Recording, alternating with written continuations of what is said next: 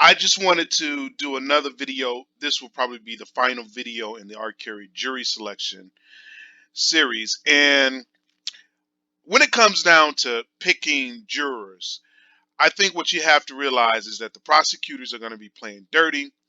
And because they're going to be playing dirty and ruthless, the lawyers of R. Kelly, Greenberg, or whomever it may be, is going to have to play dirty too, right?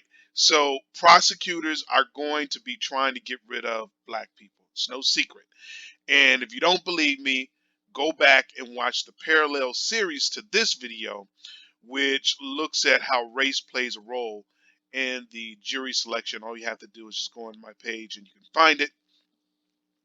But prosecutors are going to be playing dirty, and they're going to be trying to get rid of average, everyday black people. If they do let a black person on the stand, it's probably going to be the conservative black people or black people who are Republicans. They're probably going to be looking for younger black females. And the reason I say younger black females is they're going to be looking for educated younger black females to get on the jury. And the reason I believe this, and you can let me know if you think differently, but younger black educated females, they won't identify with R. Kelly. And a good prosecutor is going to realize this because, for the most part, they're going to be millennials. And not only that, they won't really have heard, they may have heard of R. Kelly while they were raised, but they didn't grow up in the time when the music was popular. And they probably won't connect to it as a lot of us older people connects to it, right? So they're going to be looking for young black women, young black educated women, or millennials to be on the jury. So R. Kelly's lawyers will naturally, and I think they would want to eliminate or strike or find some reason to get rid of young black educated females. I think since the prosecutors are going to be trying to get rid of average everyday black men, and when I say average everyday, I mean for the most part black men and black women, the average ones, they experience hardship, difficulties with getting tickets from the police and constantly being harassed by the police and constantly being denied justice. Those are the type of people that the prosecutor are going to try to eliminate. And these are the type of people that R. Kelly and his lawyers want on the jury because they're the ones that's, as you will see if you watch the other video, are the ones less likely to convict. So leave your questions, comments below, and let me know if you think differently, right? As verse, so I guess we can, when we talk about black people, we could start putting people into categories. You have the millennials, the educated millennials. Those people are not going to be good for R. Kelly. Then you have the, I forget what generation R. Kelly was in, but then you have the people that came up in R. Kelly's generation. Those people are likely to basically let R. Kelly go free. And then you have the conservative black people that may or may not be Republicans. Those are the people who are going to be likely to convict R. Kelly, right? So, and this is all my opinion. I'm just making this stuff up as I go along. So, let me know what you think. Give me some specific details on who you think should be on the jury, right? So, when it comes down to white people, I think that conservative or Republican white people are a definite no-no. R. Kelly's lawyers are going to have to make an effort to eliminate those white people. I think young white millennials are probably going to be a no-no. He has to make an effort to get rid of those types of white people.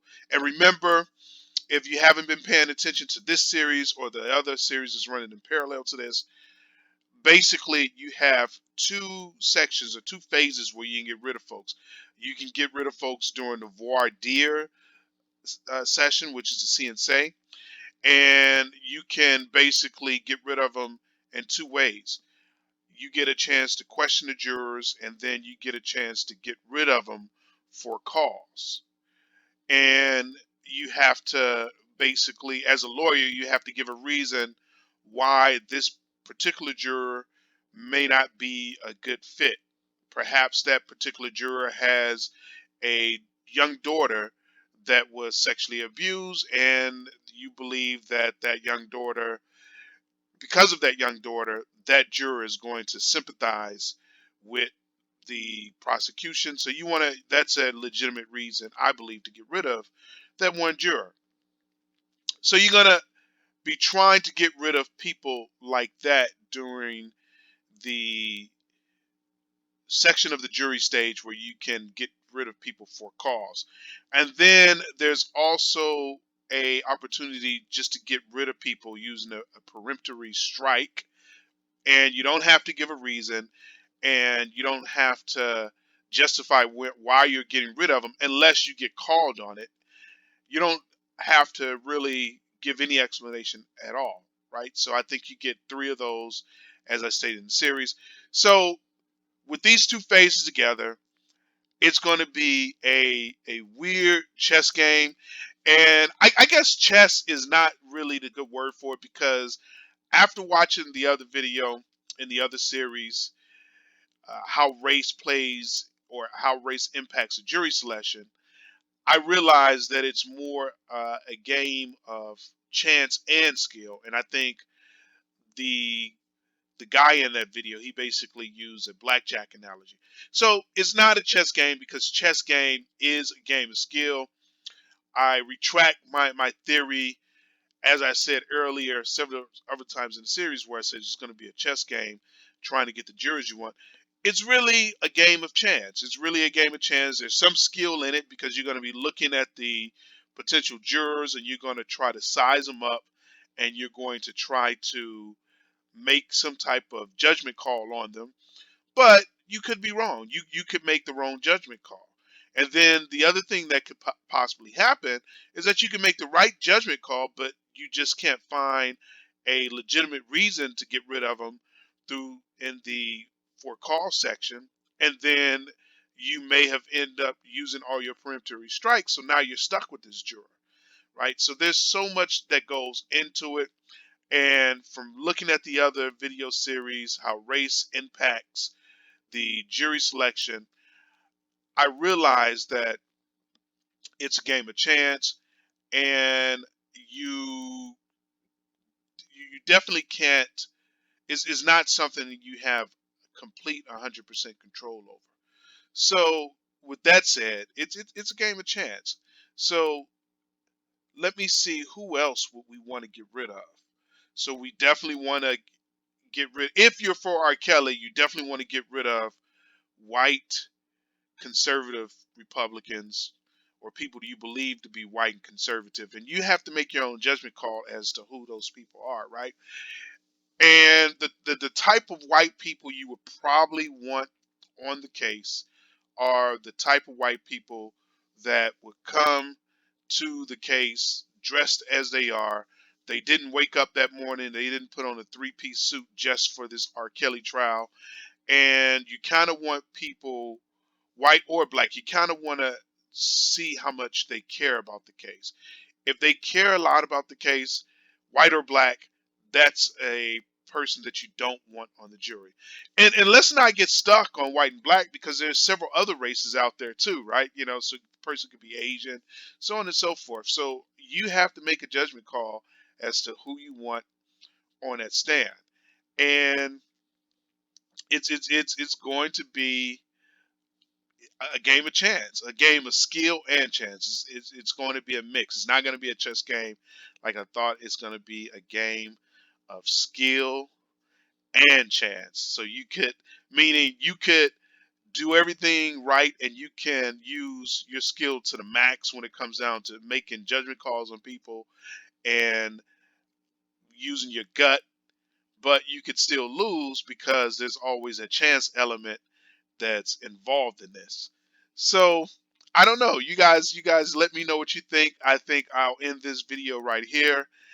Leave your question comments below and let me know what type of individuals you would want to see on the stand in the R. Kelly jury selection, and what type of people, not on the stand, I'm sorry, what type of people you want to see on the jury, and let me know what type of people that you would get rid of immediately, right? And I think I've already said, like, people who appear to be extremely, actually I didn't say this, people who are extremely intelligent or they appear to be really smart.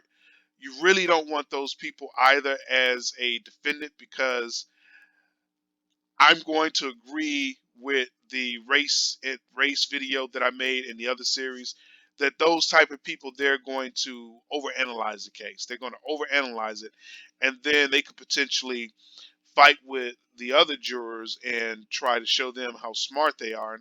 And you get up in this situation where this case is going in the wrong direction, all because you selected this one juror who just appears to be smarter than the rest, and he thinks he's smarter than the rest, and he's really just going to screw up the case. And I guess the only other type of people you want to probably have on the jury, and I think I said this earlier in the video series, if you figure a person has is for R. Kelly and you think he has influence over the rest of the jury, then that's the guy that you will want. But you guys can see where I'm going with this, right? So let me know if you guys think that I'm going too far off on the deep end with this, and let me know if you think we have something here, and let me know who you would want on the jury and who you wouldn't want on the jury and why. So that's it for this video. Please like, share, and subscribe, and thanks for watching.